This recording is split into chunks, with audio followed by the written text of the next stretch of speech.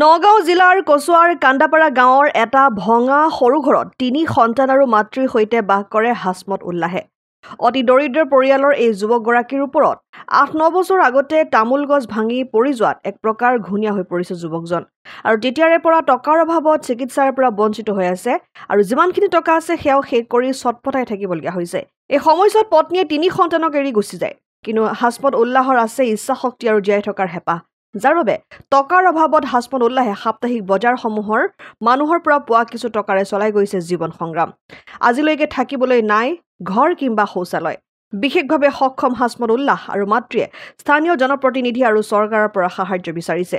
বস্তিত যায়, বাজাৰত যায়, যাই পেলাই মানুহৰ পৰা 10-5 টকা মাগি পেলাই আনে, পিছত মানে আৰু খিলাই। আৰু মোৰ লাগে মানে আৰু মই চলিবৰ কাৰণে মই বাচ্চাৰ ল'ৰা লৈ পেলাই মই অলপ কিবা সহায় কাৰণে মোৰ লাগে আৰু ঘৰ লাগে, খাবলৈ পইচা লাগে।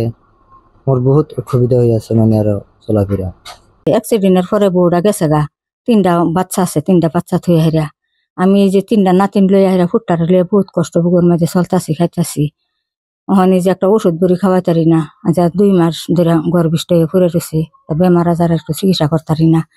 ওখানে সরকারের করতে বা কিবা আমরা ভাবলিও যদি 2-4টা সাহায্য করতেন, একটু ওষুধ বড়ি খাওয়াইতাম, আমরা দেখলে একটু আরাম হতো, চলার রাস্তা দিতাম আমরা বাস করিয়া।